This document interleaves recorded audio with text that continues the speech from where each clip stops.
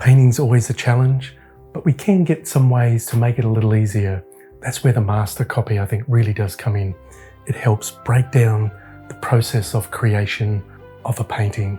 And the one thing I didn't realise, actually this was probably painted on a canvas board, which actually does give the surface area a slightly different look. But love a challenge, so let's see how I go.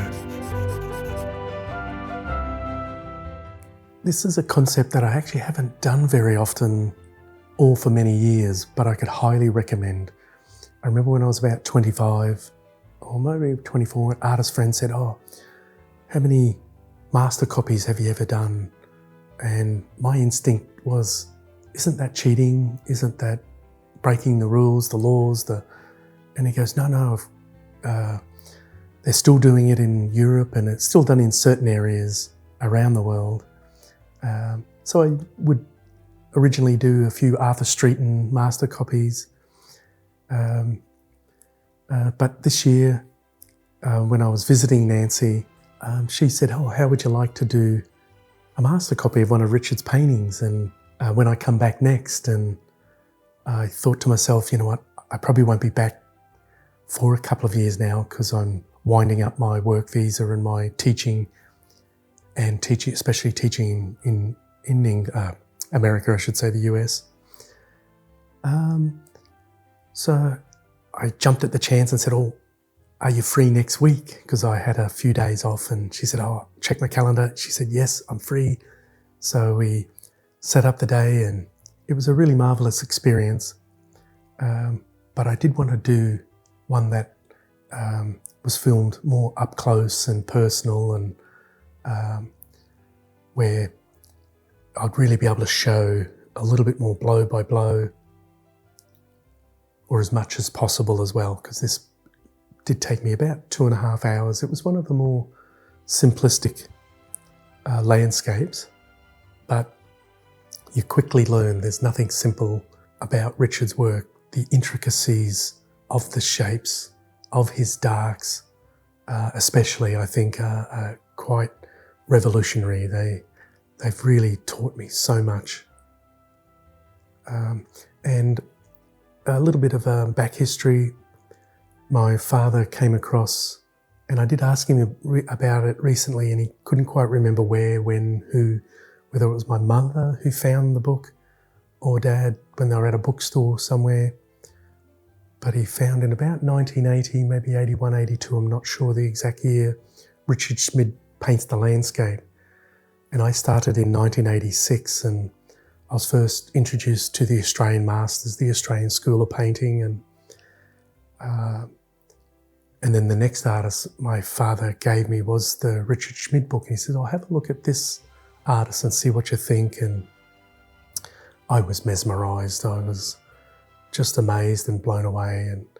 And so it has become almost a 35, 6-year sort of fascination and admiration for Richard's work. And for me to eventually be able to meet him, even though it was only the once, but we had a marvellous couple of hours to chat, and he'd just put the finishing touches to his still life book, which he'd worked on for about an hour. So he was pretty tired, and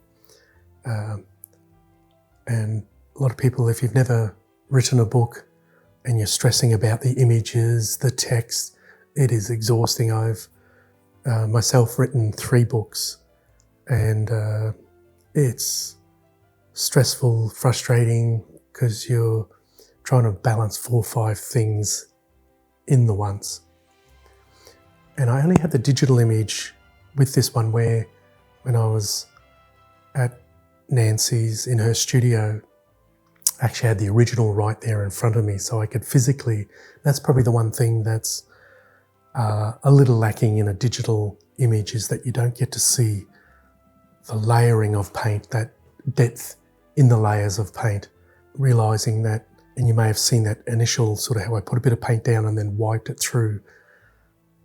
That's what Richard did with his landscapes quite a bit, possibly even with his portraits and everything, but he would use that super thin layer, almost, it's not even barely a stain, it's the lightest of tints possible because he's not wanting to wet the surface or put much paint on, but he would leave certain passages of that coming through. And because it was marks that were fairly confident and there as a device to help move the eye to places in the painting that he wants, they're super vital, critical to the overall construction. This was pretty well a wet-in-wet painting, where the one question that I actually didn't ask Richard or Nancy is how much did he rework? Because when looking at the sky, and I could be totally mistaken and incorrect, but it looked like he had possibly reworked it a little in this particular painting. Because with my valiant effort to try and get that drawing off, or that depth, it was quite tricky without not having it so much to have fully dried, but to be quite a bit dried. So the thing I learned with this in hindsight, I probably could have just put a little bit of paint down, one, to start the process of the sky, but also to start that drying, tacking off time. So that is the great beauty. And I think that's why they're called master copies. They're almost like attending a workshop with the artist. You get to really sort of delve in to the nuts and bolts, what structurally makes the painting work or not work in certain paintings. But there's not too many false steps, or rarely, that you'll see in Richard's work. They're super well designed. I said to Nancy when we were doing the painting, if this was an app or a website or something, all of the drawing, the brushwork, the architecture, the use of colour, is almost like coding in a computer, or that background coding, and the coding is amazing. It's some super incredible, intelligent, sophisticated coding. So, and I think that's the thing that really grabbed me, is that his ability to really visually tell or say so much in many cases with very little, and that's that decision making. I think that is so important.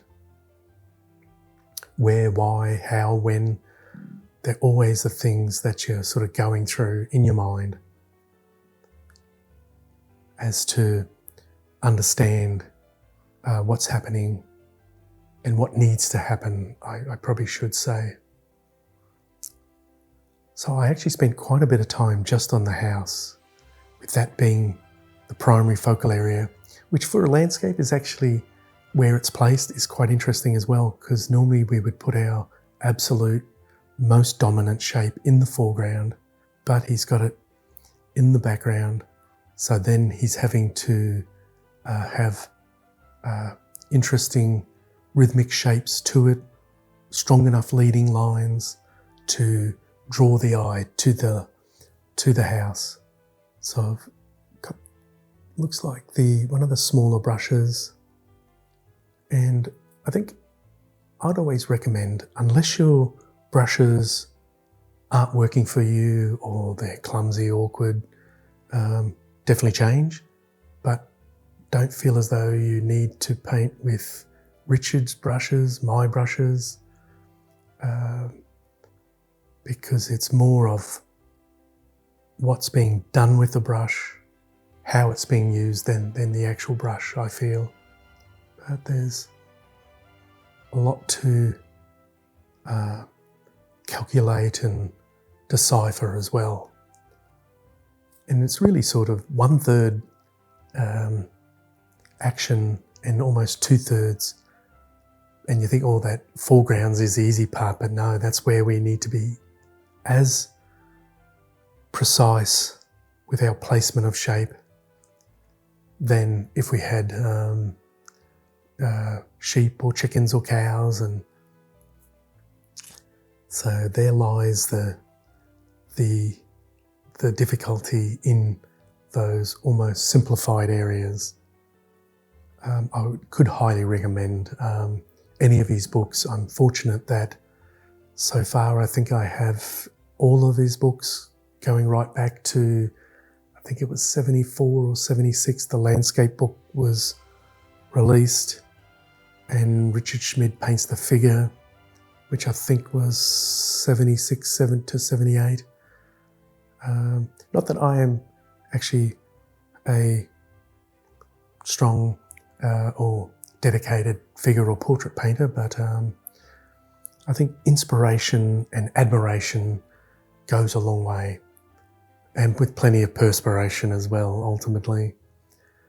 We don't tend to get far without doing the hard work. And the one thing that I've noticed with studying Richard's work is, and I didn't get the chance or think to ask him, but you can almost read it in his work with the sophistication in some of his bigger, more difficult paintings, is his concentration, his ability to stay focused, stay dedicated to the area that he's painting on, but the overall painting, because that can be something that can be quite tricky, is to stay with the idea, stay and not drift off. And because I do find if you find yourself painting and you're not totally focused on what has to happen, why it's happening, our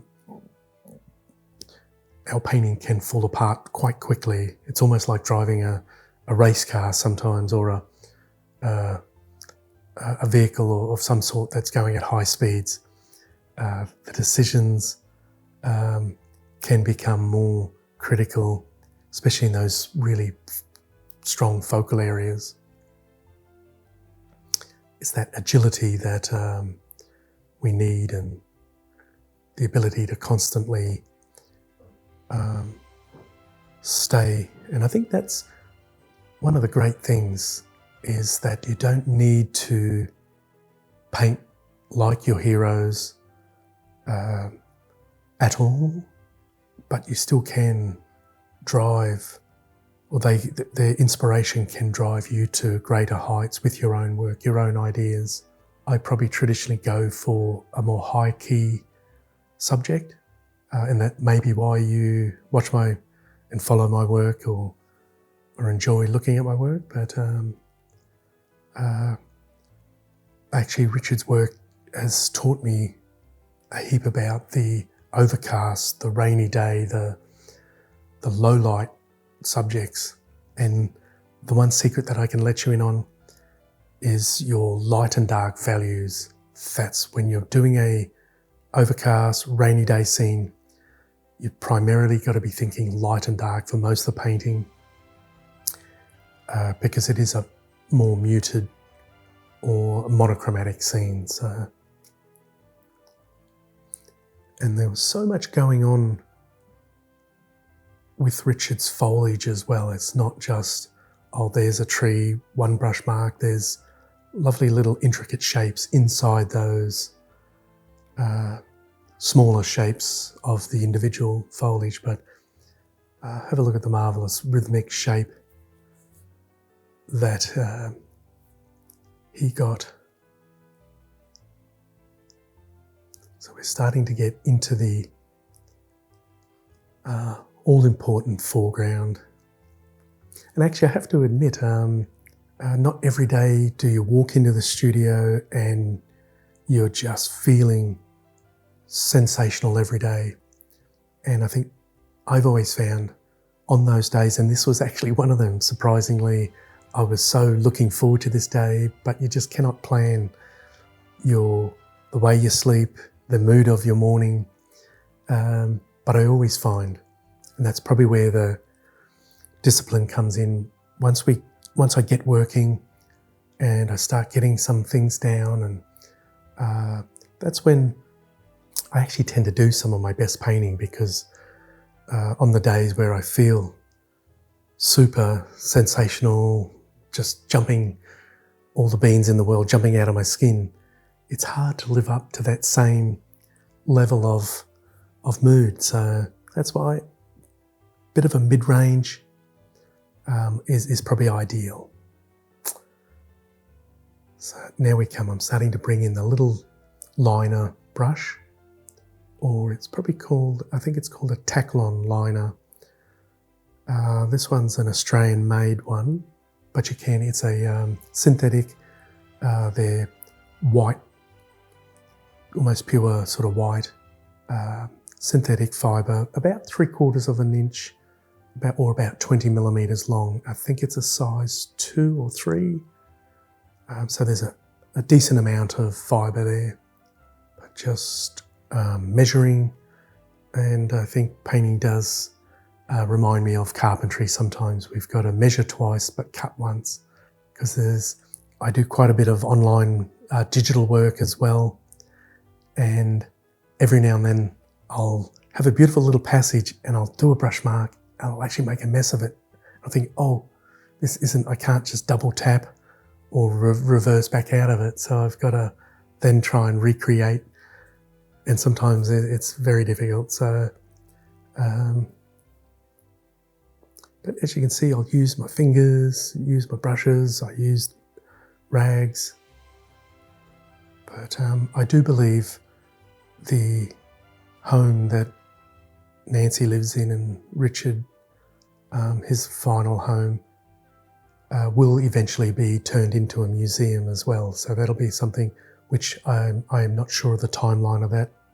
Could be 1 year or 20 years. I don't expect it that long, but I believe every time I get back to the New England area, I'll be making a trip to see and reminisce and study Richard's work. Because I believe his work is some of the finest that I've seen. There'll be artists that can do a more realistic image, but then it's tight, it's all almost one speed, where Richard's work has that beautiful amount of realism, but an incredible amount of abstraction, looseness, and as he would say, it's not loosely painted, it just appears loose. So a lot of thought and a lot of effort has gone in to making it appear loose. But a lot of painters will either be abstract or realist. So his rare gift that I feel was that he would be able to do it in one painting, in one image. And I think that's what, for me, elevates his work to that next level. And his work should be in Boston, the Met Gallery, you name it, Chicago, San Francisco, wherever the powers that be. But unfortunately, like myself, we fall in under the Impressionist umbrella. And if you're not super abstract or super duper realist, Impressionists tend to get a little forgotten these days, which is a great tragedy, because Australia, the most highest viewed and visited exhibitions are the Impressionism exhibitions. They are normally blockbusters, and I think because it does have the ability to capture both ends of the market artistically, the abstraction and the realism in one. And all different paintings have different amounts, but this has been such a joy, and I'd highly recommend you doing some of the master studies, but pick the paintings that you love and make sure it's a different size to the original painting as well. And I would sign this after Schmid, so I'm giving credit to Richard ultimately. I was really thrilled with how this one ultimately came out. I'd really love to thank Richard, the late great Richard Schmid, and Nancy Guzik as well. And I think Nancy's work is, if you're not familiar with it, is definitely worth having a look at and studying. She studied for years with Richard, and her work is magnificent as well. But the lessons learned and the confidence, I think, that you can gain from doing these are huge as well. And sometimes you feel certain painters and paintings just so out of reach, almost like that person's from another planet or from another place in the universe. So I highly recommend you giving these a go. So I really do hope you enjoyed this one. This was a real treat and a special little project for me to finally sort of be able to do. So thanks for watching. All the best. Bye for now.